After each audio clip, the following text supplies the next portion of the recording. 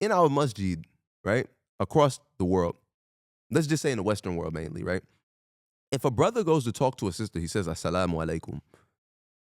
It's almost like awkward unless you know her. Real talk. You feel what I'm saying? Real talk. Like, you get what I'm saying? Like, I hear you, gang. if you're like, oh, Assalamu alaikum, it's awkward. But why is it awkward for that?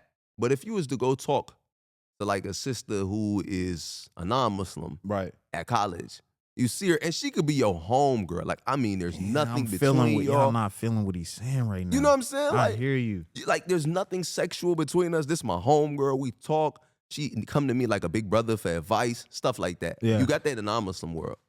But why is it that when you talk to the Muslim sister, it's weird, it's awkward, and it come with these connotations like, oh, he's trying to marry you. All right, podcast listeners, you are now listening to Fresh P Podcast. I'm your host, Bashiru Musa, a.k.a. Bass. Man, on this podcast episode, we have my guy Freeman. Man, yeah, I had to get my guy Freeman on here today, man. He posted something on IG, and it really resonated with me. It was about just being, right now is the time about being Muslim. We gotta being authentic, being authentically Muslim. Yeah. It really resonated with me, and I said, bro, podcast. I just had to hit you real quick on the, you feel me, in the sub comments. Yeah. So I don't know, man, but yeah, how are you doing today, my brother? I'm good, yeah, dogs. We here, you know what I mean. Shout out to my brother Bashir, all around media. You know what I mean. We got it going. Hey, love. This podcast. No, alhamdulillah, I'm happy to be here. Thank you for having me on. You know what I mean. Absolutely. I don't feel like I really know what I be talking about, but I'm happy somebody do. You know what I mean? No, dude. Man, I feel like it's all about, man, what's in your heart sometimes. Yeah, no, I feel it. What's intentions too as well. Yeah. No, and man, I think right now energy is big for me. Yeah. Being positive too. Yeah. So like for you to just go on, like a lot of people don't share what they're thinking sometimes. But we might feel the same way or thought the same thing you may have posted. No, it's true. Like, I mean, I'm just being funny right now and being like, trying to be humble. Like, not even trying to be. I am being humble. That's my like intention. But jokes aside, you know, the internet is just about like, it was meant for expression. It's meant for freedom and things of that nature. And authentically expressing yourself is very big, you know. And we have, because money is a means that you can make on the internet, it's kind of got convoluted. So you got a lot of people who, instead of using it to be authentic and sharing for real, it's like, oh, I could mislead people and get some money. You got people doing that, but I'm all about authenticity, you know. Because it's just the principle of Islam, having good intentions, you know. Yeah, I really believe that the authenticity aspect, for sure, because like I said, man, you posted that, and you know we have Ramadan coming up as well. Yeah. Ramadan is right around the corner. Next weekend, I believe. Yeah, so. it looked like it'd be next week, inshallah. So yeah, I mean, dude, you just posted that, and I said, dang, bro, I got to get him on the pod right before Ramadan, bro. It just felt so like something just told me I got to get him on because I feel like I'm gonna try to drop this before Ramadan, get this into the atmosphere, bro, because it's just in the consciousness of people, so they can get ready and prepared.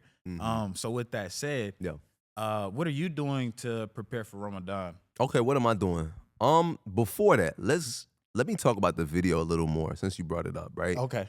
The video itself was made because I sat and I thought about it. And you know, as I think about Ramadan, a lot of times people, they like want to make these big goals about how they want to do X, Y, Z, etc. These big things, right? Which is not bad, mashallah. Like, I'm happy for people wanting to do great things. But the reality and the fact of the matter is, we don't have consistency, a lot of us. And it's like, instead of you setting these gigantic plans, I think you need to just set basic plans for yourself, just to do the basics. And the reason I say that, I had a conversation with my sheikh, and he was like, you know, the big test right now isn't about if you're going to recite 50 juz. I mean, 50, and it can't be 50 juz, only 30 juz. If you're going to recite 50 hizb every day, or if you're going to go read all of the books of Imam Malik. No, the big test is, will you pray on time? Will you even get up to pray today? When you hear the adhan, if you live near a masjid, will you go to that masjid? Like, the basic stuff is what we're struggling with. And, you know, I've always been a big believer in, like, we might live in the end times right now due to many of the things we see in our, like, society. Yeah. So it's like, you know, one of the hadith of the end times by the Rasul sallallahu alaihi wasallam, he says that, like, somebody will wake up a believer, and before the day ends, they'll become a disbeliever. or somebody will go to sleep a believer and wake up a disbeliever. Like he just talks about the fitna that's in that time. So you got to think to yourself, what would make somebody go from believing to disbelieving like that, right? Just like that in the blink of an eye, right? But it's like, if you don't hold on to these basics, which he talks about in the end times, holding on to Islam will be like holding on to burning hot coals. It's like, if we don't hold on just to these basics, you lose the Islam. Because you can say, all right, I give sadaqah, I am good to my neighbors, I pray Salatul Eid. But how good is it if you don't even pray the regular 5 daily prayers? Oh, I pray Tarawih every night. But you don't pray Isha. Like, you see, you know what I'm saying? So the video is basically to talk about our big test is just, are we going to be able to do the basics and be authentic about doing the basics? We say we Muslim. Is this actually what we doing?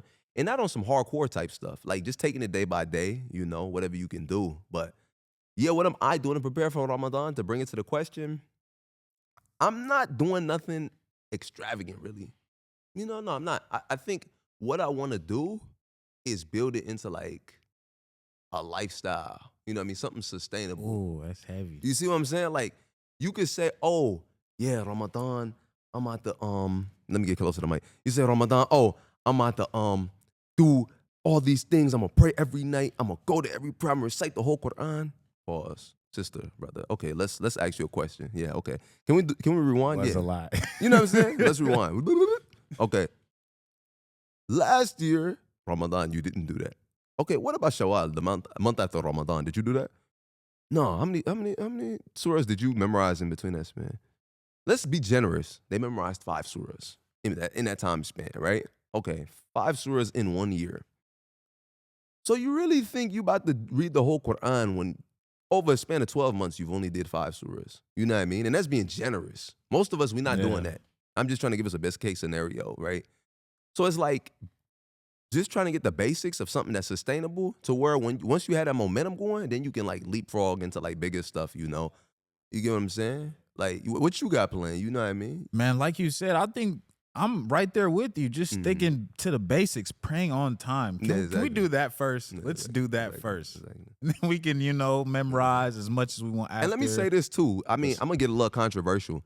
I'm not trying to say it on no hardcore interpretation type stuff, if you guys know where I'm going with my drift with this.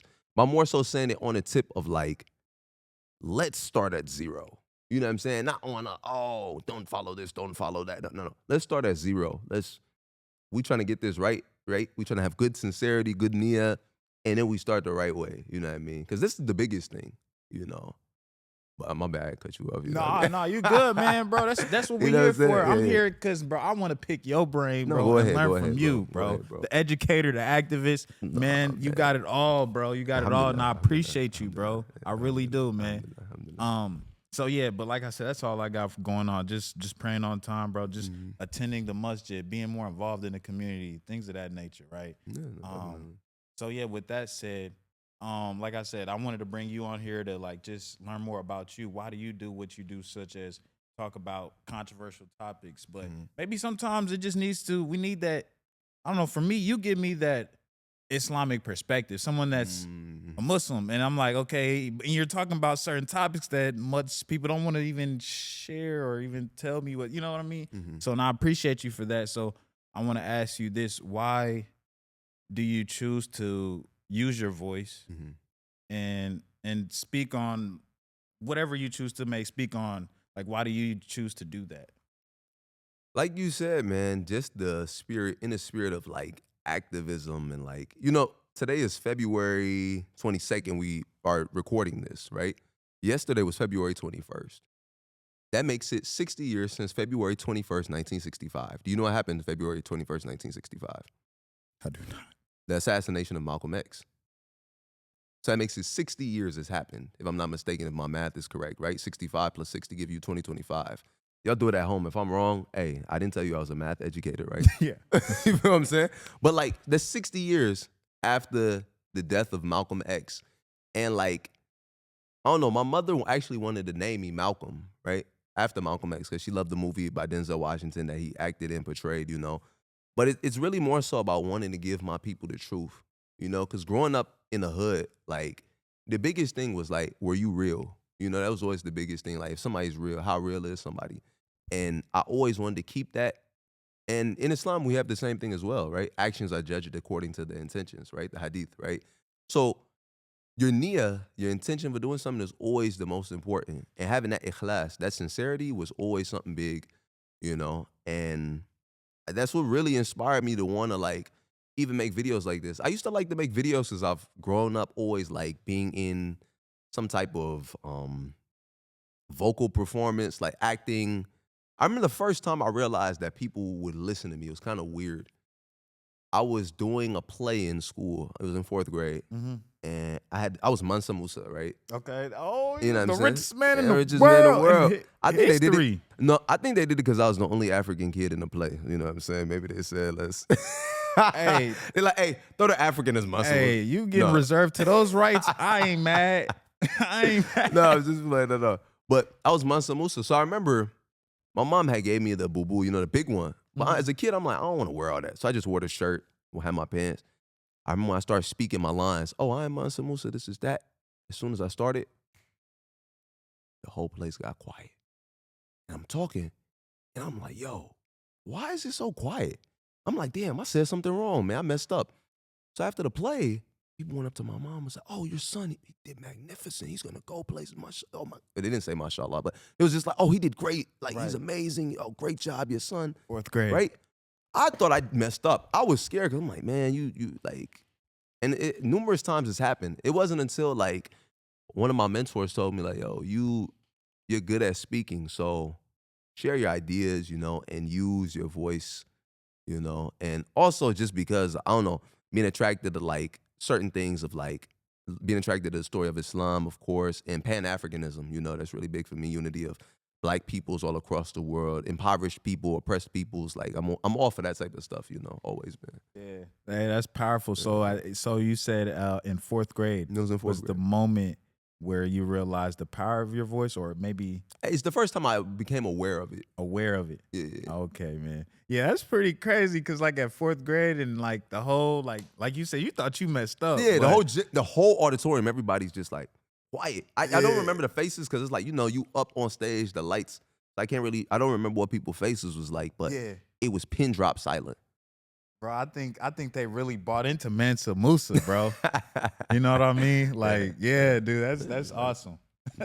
Yeah, man. So, oh man, that's the whole reason, right? Like using your voice, and I think that's the time we're in. That's why I chose to start a podcast. No, I feel it. You know what I mean? Like, it's a perfect place for people to tell their story or like grow their platform. And I wanted to bring you on Fresh P podcast. Like I've been having a lot of people ask me, what's the P in Fresh P stand for? Yeah, what's the P in Fresh perspective. Ah, okay. Yeah, okay, so even when I came up with it, I was like, Okay. I want people to ask why. And truth be told, I feel like we don't ask enough questions. That's a really good point. That's a really good point. You read about that. And that was the whole point of the Fresh P podcast, was to get us to ask more questions. That's why I wanted to have you on here to ask you questions, because I see your platform. I may hit your Instagram profile, and you know, you have reels of whatever topic may be for that day at time, or maybe something like you just said, you just expressing your opinions. But then I may hit your YouTube, man, and you know, you got a short film, which what was the title of it? Which one? The short film where the brother, I guess he had 2 paths, like he was trying to become a better Muslim. Oh, what's the name of that joint? Yeah. It's funny, it's my thing. I'm forgetting it right now. It was a class project. It was not decoded. Defined. I think it was defined. I think it was definitive. Okay, Definitive. So like, man, basically just to you watched that? I appreciate it. I thought nobody would look at that. I appreciate that. Bro, it's a great short. Bro, I ain't gonna lie, we didn't gonna have to work on some like short film or something. Yeah, no, definitely. 100%. And produce something. I don't know. 100%. Yeah. But back to the thing, just to ask questions, man. I think we need to ask more questions. And I know, like on your Instagram, you do a lot of short form content, right? So I bring you onto the podcast. Now I don't feel like you could really express or get out everything that you need in this short time span, but you can get the highlights, right? Yeah, 100%. So, 100%. man, let me talk to you about, like, why do you choose to use your voice and speak on controversial issues, even though they might cause some issue? I think, You know, I try not to go too controversial, but you follow me on Instagram, you know sometimes I go that route. And maybe I don't make it like necessarily like a reel or like a video, but I'll make it something like a post, or I'll make it on my story and talk about things. The biggest thing that is like a good thing and a bad thing is like, what's the best way to put it, gang? Like, I just want the truth. I don't want people to be lied to, you know, especially people who I believe to be good people or honest people or kind people. Like, I just don't want people to be lied to, you know? And that's my big thing, because it hurts me to see if they're like, the truth is there and it's being kept away from people, you know? And for example, I'm about to be honest because I just realized my camera right here, I've been looking at this other one, you know what I'm saying? No, yeah, it's going But on. like, stuff like that. Like, if somebody hid this, was like, oh yeah, they don't let you know that your camera's right here, so your success or whatever, like your path to success is this way, right? Or these resources are here. That's what I don't like. Or if certain narratives are being pushed, right? So for example, if I knew that when you do this podcast, you like, at the end, you'll rob people, right? Yeah. And you're promoting that, like, oh yeah, at the end we give people like money and we give people food and it's a good time.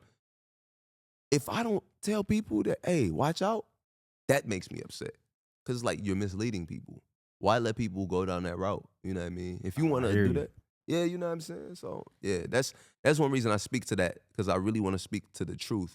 But you have to be careful with that. And as you get older, you realize there's some truths that you just can't speak immediately all the time. You can't. You know what I'm saying? It's a time and place for everything. Dang, that's heavy. Yeah. I think that might have went over a couple people's heads, but I heard you. Man, That's heavy, man. no, definitely. Yeah, and I appreciate that. I think, like you said, man, the truth, the bottom line, the truth. Yeah, exactly. Yeah. And I appreciate that, because as I get older and I'm starting to see just how the world is starting to work, man. You know, and I'm not for say like even just how we see the Luka Doncic trade, man. Like, Exactly. you know, that's just one thing.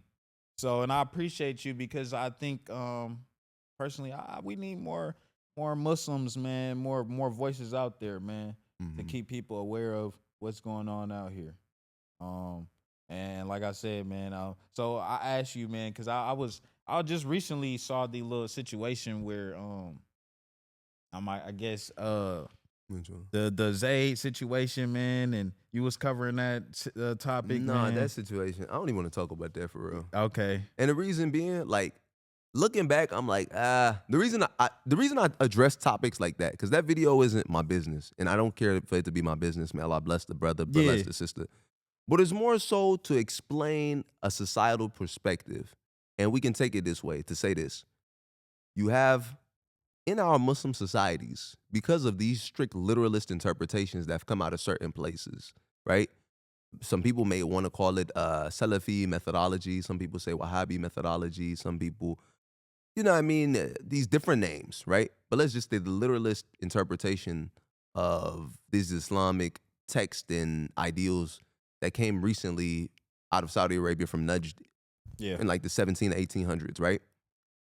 These interpretations, people adopted, or it got spread however it got spread, right? I'm not going to go into that whole thing. I'm just trying to give a background a little bit. It spreads, and then as it infiltrated our societies, we got to the point where we became in a state of, we're doubtful about everything, in a spiritual anxiety. And the reason being, everything we do, people are worried if it's haram or not. You know what I'm saying? Okay. Everything people are worried about if it's haram or not. People aren't worried like how to live life, how to progressively do things. People in this era, like before, because you'll see where I'm going, they're just worried, oh, is this haram? Is that haram? So in the case of that brother and that sister, right, they had that situation, right, and people are judging it from the outside. Yeah. But I came from the perspective to explain, listen, guys, because of the societal factors of, in our masjid, right, across the world, let's just say in the Western world mainly, right, if a brother goes to talk to a sister, he says, assalamu alaikum, it's almost like awkward, unless you know her. Real talk. You feel what I'm saying? Real talk. Like, you get what I'm saying? Like, I hear you, gang. if you're like, oh, assalamu alaikum, it's awkward. But why is it awkward for that? But if you was to go talk to like a sister who is a non-Muslim Right. at college, You see her, and she could be your homegirl. Like, I mean, there's nothing between y'all. I'm not feeling what he's saying right now. You know what I'm saying? I Like, hear you. like, there's nothing sexual between us. This my homegirl. We talk. She come to me like a big brother for advice, stuff like that. Yeah. You got that in the non-Muslim world. But why is it that when you talk to the Muslim sister, it's weird, it's awkward, and it come with these connotations like, oh, he's trying to marry me just because he said salam to me. So this awkward environment came about, this area of doubt. This is part of that spiritual anxiety, right? That just engulfed us. So we all suffered from that. So eventually what happens is with that situation, I ended here saying that they got into the interaction they did. The outside public judged it for what it was. They said whatever they said about the brother, said whatever they said about the sister. You know what I mean? Who knows their intention behind each? But it's just like this situation was created because of a larger issue. And the larger issue is we don't have that or the larger issue is we just don't have the knowledge. We didn't have the knowledge, you know what I'm saying? And because of that, we suffered.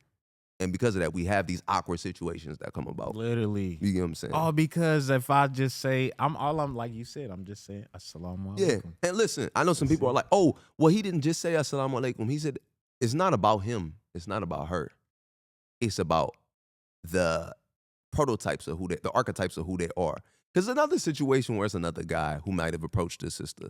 You know what I mean? Me, myself, before I was really active in a Muslim community, right? Active. Yeah, before I became active, right? When I first got active, right? When I first came around the community, like, all right, I'm about to be like a practicing Muslim, active in my community, helping out, doing the best I can do, right? I remember there's some young ladies, I was like, oh, this young lady look nice, you know what I mean? Oh, she look interesting. How do I go about talking to them? Yeah. Right? And I know. And there's also some young ladies who I'll see their stuff, I'll see something that's funny, and I may comment, right? Now, your intention may be you trying to holler at one, and the other one you just, you know what I mean, just on some fun, haha, this is funny. Right. But the end result is the same. What? Because of this awkwardness of the interaction of the sexes, the dynamics. they both come out and say the same thing. They may say, oh, this brother, why is he doing this? Why is he talking to me? Why is he doing that? Why is he doing this? And you could have gave him two different responses. You get what I'm saying? Yeah. But the conclusion is the same. So you think it's like you said, it's really just or how do we overcome situations such as because like you said, it's education, but I'm pretty sure you aren't the only brother that's probably went through a situation like that. I'm not the only one. Definitely. You know what I mean? 100%. So what can we do going forward, to avoid awkward situations, Cause man, that's why I had to get you on the pod, man. I'm trying to hear your take and your perspective, man. The biggest thing we got to do, we got to start realizing that, for example, things that we got to realize where we are first. That's number one. And this is one reason I respect Black American Muslims, because they understand context. They don't have the ilm maybe as much as the other communities, because they're still building that. You have up and coming scholars, mashallah, but they have context. What is context? Context is understanding what the society is, what's acceptable, what's not acceptable, and where you're able to practice your Islam to where it doesn't impede on the society. Because your Islam shouldn't impede on the society. I see. Unless it's something, and this is a fiqh principle, right? Like if the culture has something there that's dominant, it has a certain thing, you can't come and force Islam onto the culture of the people there. You know what I mean? Unless it's something that destroys a Aqidah main principle. Like if in a society they say you have to worship 5 gods, like everybody has to, right? Oh, yeah. Then it's like, no, Islam wipes that over. Yeah. But in a society, if people dress a certain way and they speak a certain language, you can't come and force and say they have to do things like this and like that. No, this is how you enter the society. So I think the way that we can really get that right with us is understanding context. So the context is this. In America, you got Christians, you got Muslims, you got atheists, you got people who are whatever, all backgrounds, right? We need to realize that everybody interacts in America. So we can't just say that we're only going to have these spaces where it's only men, only women, and not have some moments where we let the two genders interact in a safe, halal fashion, right? Is it bad if the sisters sit behind the brothers in the masjid for a lecture? No. Is it intrinsically bad? No. We're here for a lecture.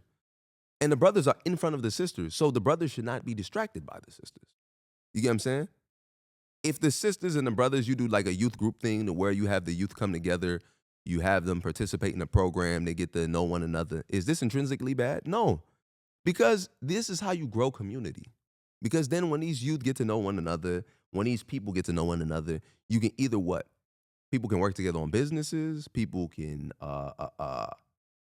find marriages. You can grow the community. Because think about this, right? A lot of businesses people get, especially a lot of men, is done by their wives. What do I mean? Oh, yeah, elaborate. Let's say you got, let me not say a lot of businesses men do, but a way that men can get businesses through your wife. How? Let's say you're a videographer, like you, right? You're a videographer, you got your wife, she go to the masjid. There's another guy, he got like a business, his wife is there. So they're talking, oh, what does your husband do? Oh, my husband, he's a videographer. Oh, my husband's looking for a videographer. He needs to find a videographer who can do this and that. Oh, yeah. Connection. Oh, it's another sister over here. Oh, your husband's a mechanic. Yeah, my husband's a videographer. You need a video for your I'll tell my husband. Then the community start to get tight. You start to get these deals. You start to get that, right? Also, who's usually typically in charge of, well, the children are usually always with that parent more so. The mother. So if your mom and the women, we don't have them, they don't like to go to the masjid. You think the children would like to go to the masjid? Dang. You get what I'm saying? Whoa, that's heavy. In an inclusive fashion. Because if you see how your mother interacts with men, you see how your father interacts with women, right?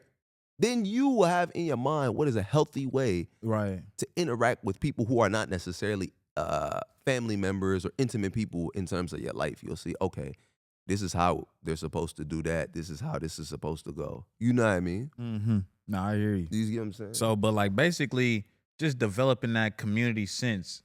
A realistic, holistic community, not just community that what a few people are comfortable with or who who we are. You get what I'm saying? Yeah. Like, yeah, bro. All right, man. I'm going to cut it there.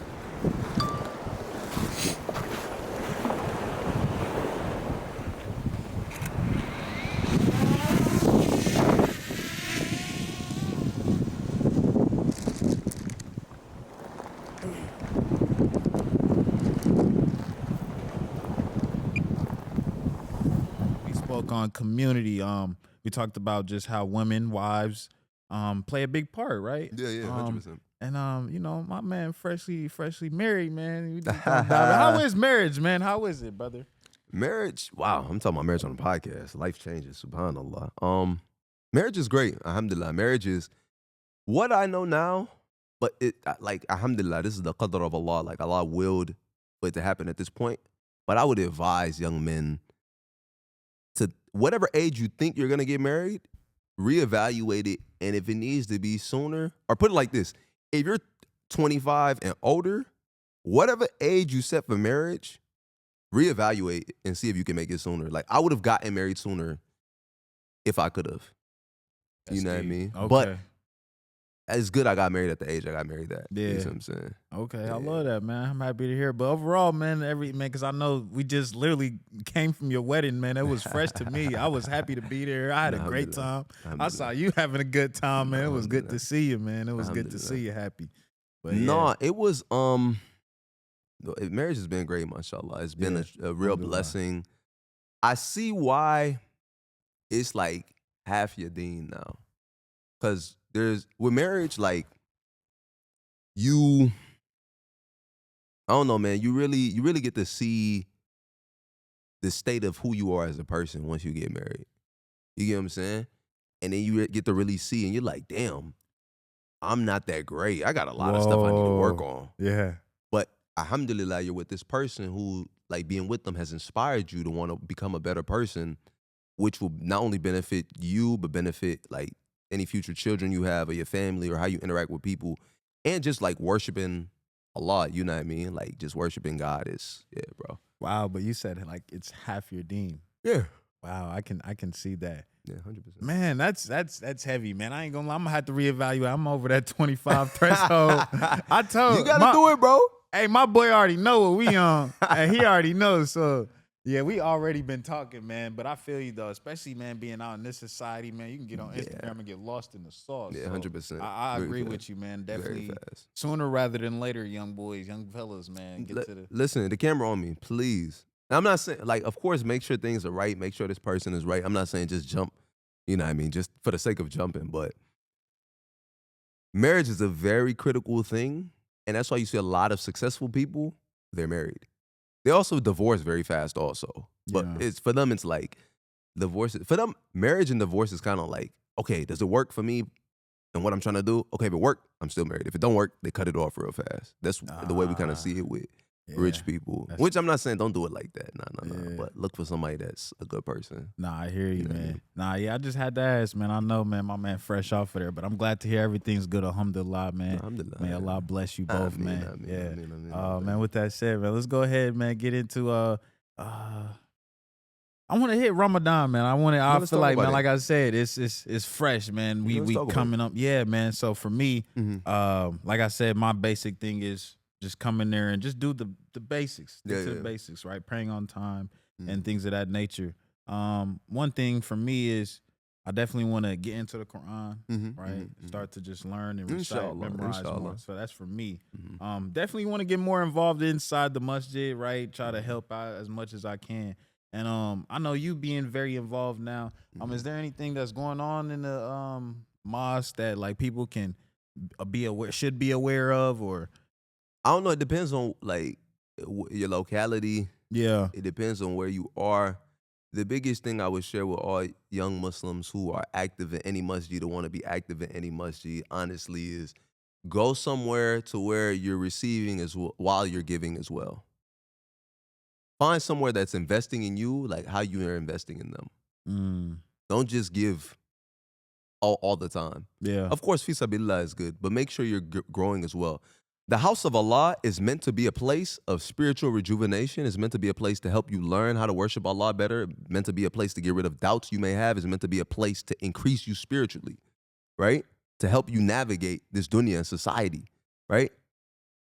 But a lot of the times our masjids, we volunteer, we give, we do this, but they don't give back to the youth or to the community. And in this sense, you need to make sure that, brother, you get in knowledge.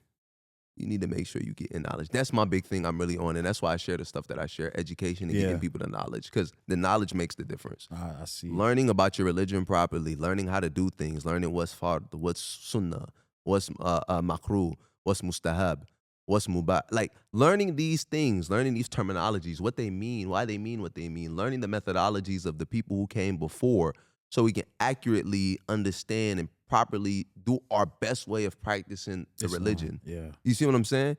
Because, okay, it's good. Alhamdulillah. If you can, for the sake of Allah, you go, you volunteer somewhere to help out with a homeless feeding or some youth event, or you help lead a prayer, anything, right? Alhamdulillah, may Allah reward you. But if you're going to be doing it a lot, make sure it's a place that they have something in place to where they're also giving you something, right? Like, so put it like this. Yeah, what does that look like per se? For me, the biggest thing for me is knowledge. No, okay, the education. The education. Yeah, Make yeah. sure they doing their best to get you educated, right? Some masjids don't have the resources. So also be very cognizant of where you are in time, place, and reality.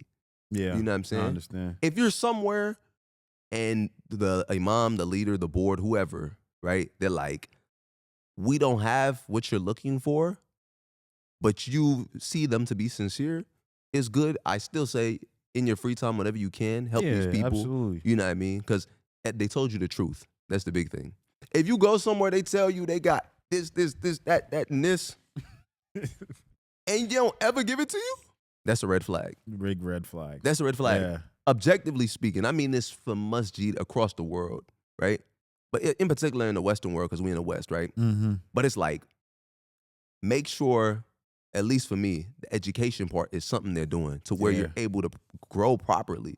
Because think about this. Right now, how old are you, bro? 27, you say? 26. You 26, right? Yes, You about to sir. be 27, inshallah, right? Inshallah. One day you're going to be 46. Oh, okay. One day you're going to be 56. And inshallah, you're going to have children. And when they come to you to say, oh, Baba, why is this? Is this halal? Is this haram? Or why is this like this? Or why is that like this? Or can you teach me how to pray? Or can you teach me how to do wudu? Or can you teach me Surah Al-Fatiha? Or can you teach me this, and that? Right?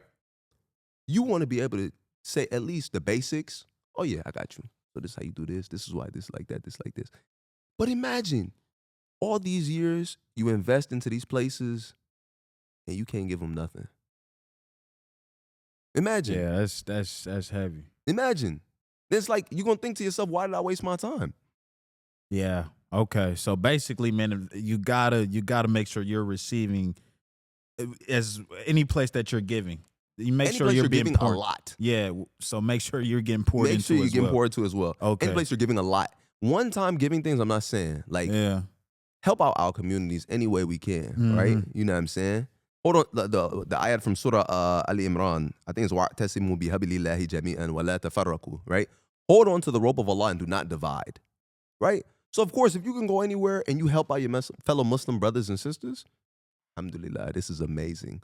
But anywhere you're actively at and you're like, a lot of your time and energy and focus you're giving there to, make sure they're giving it back to you as well in some capacity. I love and that. I say man. knowledge specifically because that is what can exponentially give you the most growth. Right. You know what I Yeah, mean? it gives you that ability to navigate in direction almost, right? Yeah, I love that, man. That's amazing. And dude, so man, where does the educational component come from? Because like you told me, you shared that like 4th grade, or during a play, Mansa Musa, that's when the voice kicked in. But like that, but the education standpoint, like you said, you like to deliver truth. But like, when did it allow you to know that like, damn, I could really like help people understand, like, because not everyone has the ability to communicate and get people to understand an idea. So when did you realize that you were like a good educator and can communicate ideas to others well?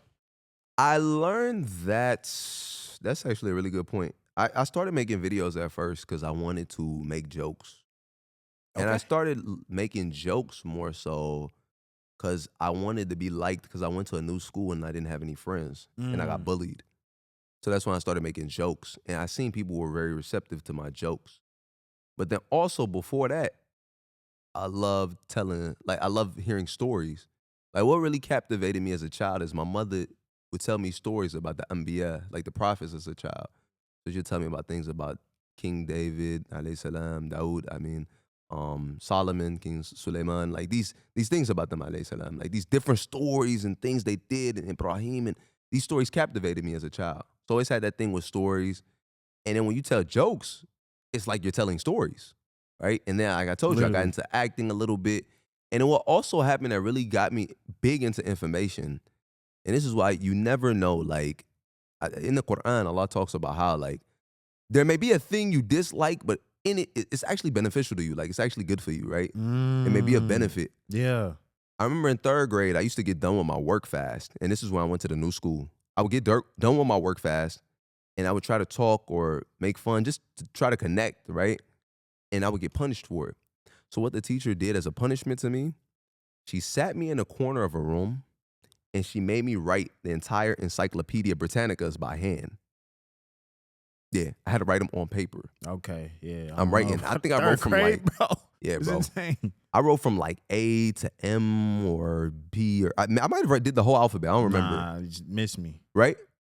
But listen, through doing that, I got exposed to so much information firsthand. So many things were just in my mind from writing it that I'm like, oh, I just know about all this random grade, stuff. by the way. Yeah. And then what happens is, as I get older, you'll see where I'm going with it. As I get older, right? As I get older, eventually, I wasn't the most practicing Muslim. Before that, I used to be a party promoter, MC events, DJ here and there, like doing that stuff. So, you always talking about getting the word out to people, spreading the word out to people, and things of that nature.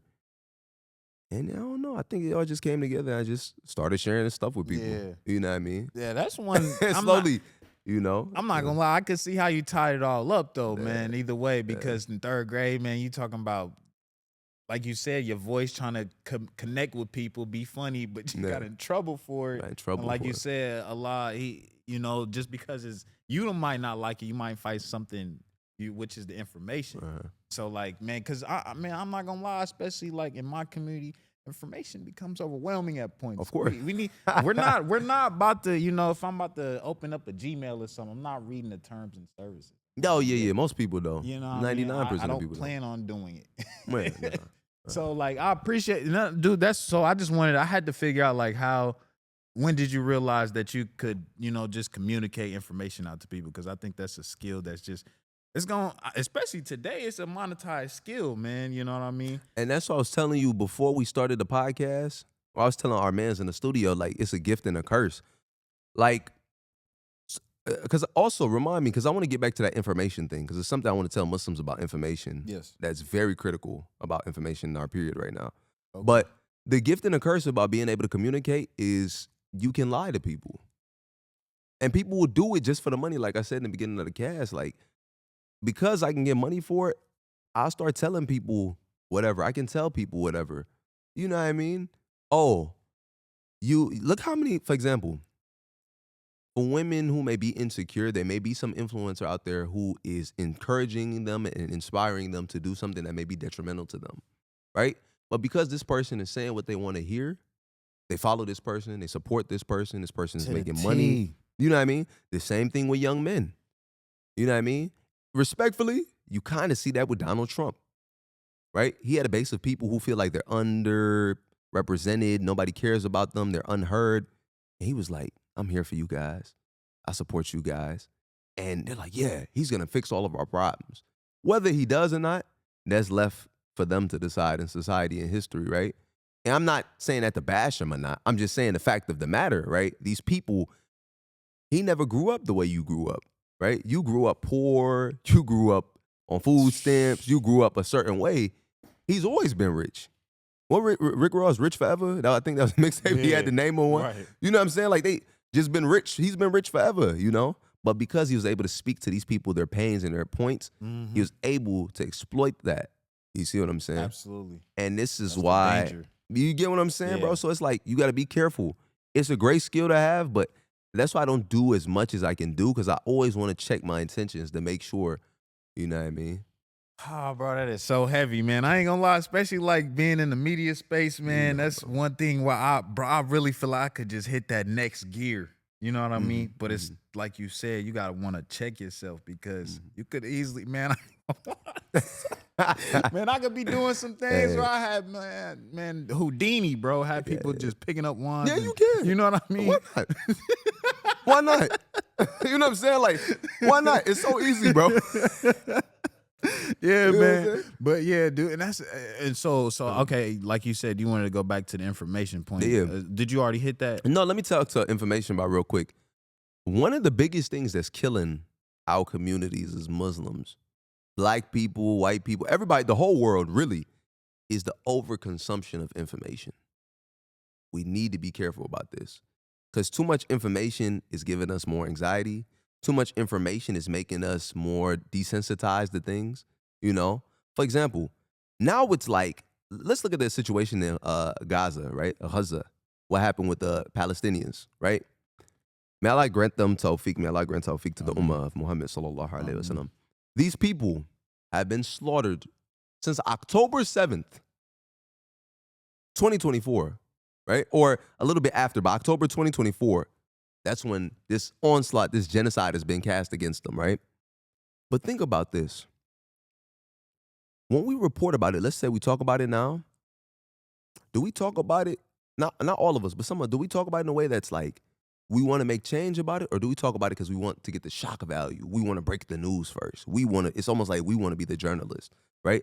Somebody come to you, hey, Base, man, I heard, this what happened in Palestine, man. This little boy, he ain't got no shoes, and then they blew his feet off, right? Look at this. Wow, I can't believe it. Yeah. What's the next news? Oh, this is the next news. This is the next news. We're looking for the next story constantly.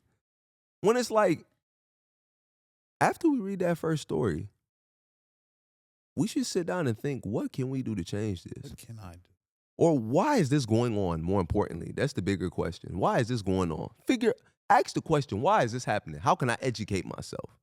How can I educate other people about it? Figure out what's going on. Okay, what can I do about it? That's the next thing you ask yourself, okay? Then whatever you can do, start taking the actions to do it. See if you can get other people to do it with you, right? But we don't look to solutions. We kind of just look to headlines now. Yeah. And it's overconsumption, or even overconsumption with what's happening in our communities. We're not supposed to be backbiting and disrespecting each other and gossiping, but this is what we love to do now, right? Oh, somebody come to you, hey, Bass, man, listen, dog. You guess what I just heard about this guy over there? Yeah, you see that guy with the yellow jacket right over there? Yeah, this guy with the sweatpants. Yeah, you know what I'm saying?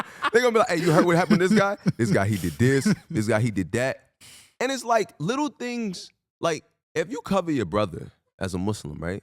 You do this in the hopes that Allah will cover you on Judgment Day because you got some stuff, I got some stuff, we all got some stuff we don't want anybody to know about. You would just be embarrassed, right? But instead of us to do that, we expose our brothers. So what? You may have seen this brother leaving a nightclub or a bar. In fact, you're supposed to turn away. You know what I mean? You know what I mean? So what? You seen this sister not wearing hijab somewhere, being where she wasn't supposed to be doing. You get what I'm saying? But instead, we like to be like, oh yeah, hey, guess what? Hey, especially the aunts and the uncles, you know what I mean? Hey, Assalamu alaikum. Hey, Yeah, they hello. live for that, bro. Hello. You know what I mean? They get that boss cell phone card and they calling nigga. Well, it's WhatsApp now, I'm mistaken. Bro, you do something. Man, shout out to phone card days. They don't know about that, man. I used to have to go buy my mom the phone card, man. You know what I'm saying? But like, bro, listen. Then after that, you think everything good. You getting a call from somebody in Maryland. Hey, this is your uncle. Why are you doing this, that? How did you know about this? You know what I'm saying? How did you even hear about this? You know what I mean? Now, keep in mind, this is your parents, right? So, like, we joking around talking about the examples with our parents sharing stuff about us. This is fine. Your parents, they forever will have a rank above you. But your brother to brother is like, your parents love you. Your parents will love you deeply, especially your mother. Your mother will love you regardless, right? But think about your brother to brother, where somebody, they don't have that type of investment in you. Like, they didn't come out of you physically, right? It's like, instead of you to cover this brother and do that, you expose him. Oh, yeah. Guess what? He did this. Yeah, he did that. Or she did this, she did that. Right? May Allah protect us from this. Because we all in this era maybe have guilty of it once or twice or something like that, you know? But like, it's something you want to stay away from. Absolutely. You know? So we just have to be careful with this overconsumption of information, the spreading of information. Or for example, in society, greater society, if something happens, like God forbid as a man, may Allah protect us all, if allegations come out against you of something bad, they're going to spread like wildfire. But if the truth comes out to absolve your name, like you're taken out of this, it won't spread as fast. There's a story about a Sahabi named Ka'b ibn Malik, right? He didn't go when the Sahaba went to fight Tabuk, right? And then when the Rasul came back, sallallahu alaihi wasallam, people were coming, they're explaining the reasons they didn't go. He didn't go because he procrastinated. So long story short, the other people who were lying, the Prophet just said, sallallahu alaihi wasallam, like, okay, I forgive you, right? With them, he told him and 3 other men, he said, we'll wait and see what Allah says about your case, right? And then he ordered the other companions after some time for, I believe, 40 or 50 nights not to talk to this companion. So imagine 50 nights, nobody's talking to you. 50 days, nights, nobody's talking to you, right? Eventually, what happens? Ayat come in Surah Tawbah, where Allah subhanahu wa ta'ala says those 3, Allah has turned to them mercifully. Allah's forgiven them, right? What happened after that? People were running to find him to congratulate him, to say, Allah has forgiven you. Allah has forgiven you. Here, this is good news. They're running to him with the good news. Think about it. They're going to him to tell him that Allah has forgiven him. You know what I mean? They're taking good news. They're not spreading the bad news. Yeah. Now, of course, the news did spread to other places, right? But look how happy they were to spread this good news about their brother. Do we do the same now? Can't say that. Come on, man. Can't say that. We just got watch out. Hey, but I can say we got you on this Fresh Pete podcast. We're going to spread good news about my brother Freeman, man. He dropping these dimes, bro. Like, bro, you hitting it on the nail, bro. Now, like, I ain't going to lie. Like, my questions, if I had to judge myself, I ain't going to answer that. But, bro, you came and you go, hey, 10 out of 10, bro. Like, I think we need this in the atmosphere. Like I said, I think we need more Muslim perspectives out there. Yeah. And you just hitting it, especially with the overconsumption of information, bro. Like, do we... Okay, maybe we do need to know some of this stuff, but all in one, like you can't even process what you just took in. You know what I mean? And then apply it, and then take in more. Like I don't know.